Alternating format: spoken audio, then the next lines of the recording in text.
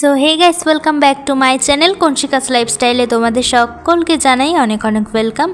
সবাইকে জানাই শুভ রাখি পূর্ণিমার অনেক অনেক শুভেচ্ছা আমার তরফ থেকে। যাই হোক, আজকের দিনটা শুরু করছি টাটকা টাটকা ইলিশ মাছ দিয়ে। বাঙালিদের ইলিশ মাছ না হলে চলে বলো? তাই আজকে মা রাখি পূর্ণিমার দিনে বাজার থেকে টাটকা টাটকা ইলিশ মাছ নিয়ে এসে ইলিশ মাছ ভাপা করে নিল।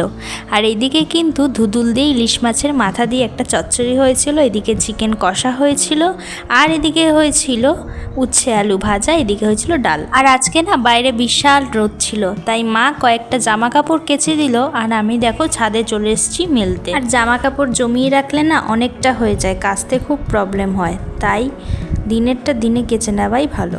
আর আমাদের জামা কাপড় সেরকম বলতে খুব একটা নোংরা হয় না, জাস্ট ঘামের জন্য আমরা ডেলি কাচতে পছন্দ করি।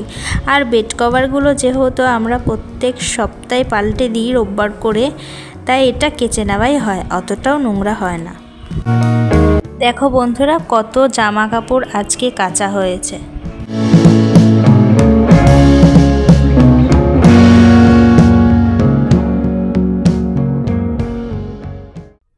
ছাদে কিন্তু বিশাল রোদ, নিচে চলো, গরম লাগছে বিশাল। আর এই দেখো, দেখেছো কাণ্ড? তোমাদেরকে গরম বলতে বলতে ঝুম করে বৃষ্টি নেমে এলো। যাই হোক, দৌড়ে গিয়ে ছাদের জামা কাপড়গুলো সবটাই তোলা হয়ে গেছে। বাইরে কিন্তু বিশাল মেঘ করে বৃষ্টি হচ্ছিল, তাই ভাবলাম একটু ছাদে এসে একটু ভেজা যাক। যাই হোক, আমার স্নান করা হয়েও গেছিলো, যদিও বা আমি মাথায় শ্যাম্পুও করেছিলাম আজকে। তো তাও এই ফুল তুলতে এলাম অ্যান্ড পুজো দিতেও এলাম রোজকারের মতো। তাই বৃষ্টি যেহেতু পড়ছে আর আমাদের ছাদে যেহেতু বাইরে কল, তাই ভাবলাম একটু ভিজে নিই।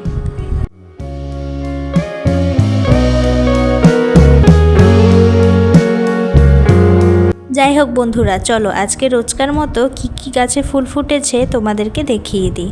লাল জবা হয়েছিল, রানী কালারের জবাও হয়েছিল, আর এদিকে কিন্তু দোপাটিও হয়েছিল, এদিকে স্থলপদ্মও হয়েছিল, এইদিকে হচ্ছে কাঠচাপা গাছে কাঠচাপা ফুলও হয়েছিল।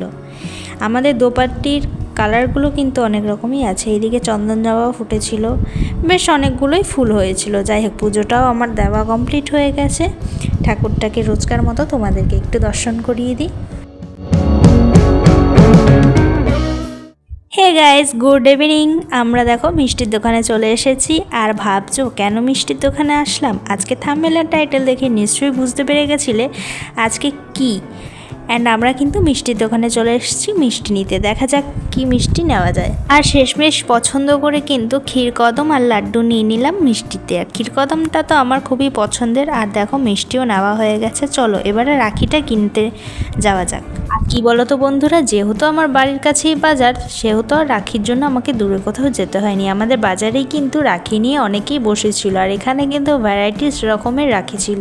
আর তোমরা চাইলেই কিন্তু আমাদের গড়িয়া নবশ্রী বাজারের কাছে প্রচুর ভ্যারাইটিস রকমের রাখি কিন্তু পেয়ে যাবে। আর রাখি দেখতে দেখতে আমার কিন্তু এই লাল রাখিটা খুব পছন্দ হয়েছে।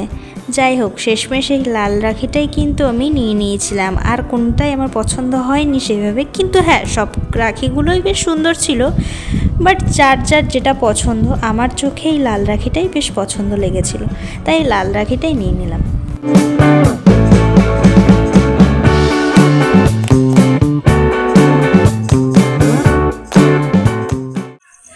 সো ফ্রেন্ডস, এখন যাচ্ছি হচ্ছে পিসির বাড়িতে। চলো পুরো ব্লগটা দেখতে থাকো, আশা করছি ভালো লাগবে।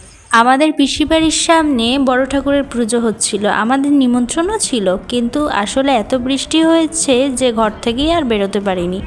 যাই হোক, পিসি বাড়ির গলিটা দেখো প্রচুর অন্ধকার, ভয় লাগছিল, তারপর কি করব, কিছু করার নেই। সামনেটা একটু এগিয়ে গিয়ে দেখলাম যে না, পোস্টারের লাইটটাই চলছে। যাই হোক, চলো কলিং বেলটা বাজানো যাক, দেখি গেট খুলতে কে আসে।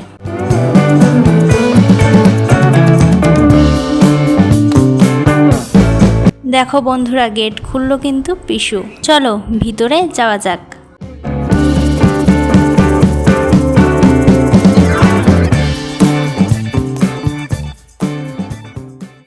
দাদা চলে এসছে, বদ্দা না ছোদ্দা এখন আসবে, ছোদ্দাও চলে এসছে। হ্যালো বল, হ্যালো। আর এদিকে আমি একটু সাজিয়ে নিয়েছিলাম।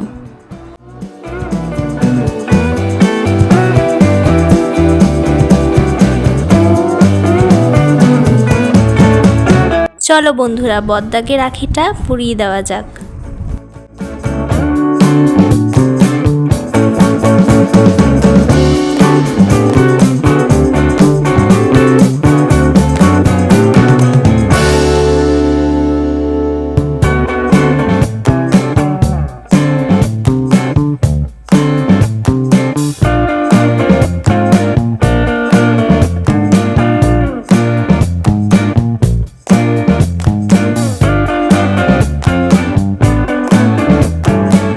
এবার ছোটদাকে।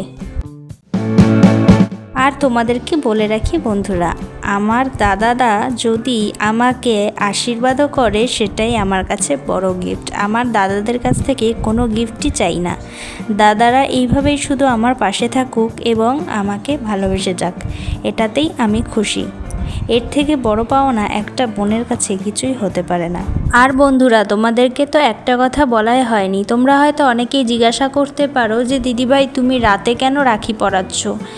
সবাইকে এটাই বলবো যে দেখো, মন থেকে ভালোবাসাটাই হলো মেন। রাখিটা ফ্যাক্ট না এবং সময়টা ফ্যাক্ট না। ভালোবাসা দিয়েও যদি সেই জিনিসটা রাতেও পরানো যায় সেটাই অনেক। আর আমার দুই দাদারা যেহেতু বাড়ি ছিল না, কাজে যায়, তাই ওদের আসতে অনেকটাই লেট হয়। তাই কি করব, আমাকে বাধ্য হয়তো রাতেই পড়াতে হবে। সেই কারণে কিন্তু আমি রাতেই পড়াচ্ছি।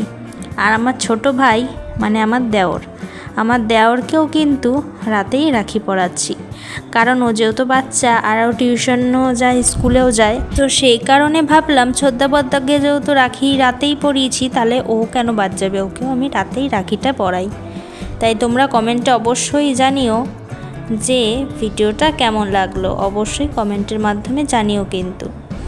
আর এইদিকে আমাদের রাতের মেনুতে হচ্ছিল ফুলকো ফুলকো লুচি আর চিকেন ঘুগনি, মানে মাংস দিয়ে ঘুগনি।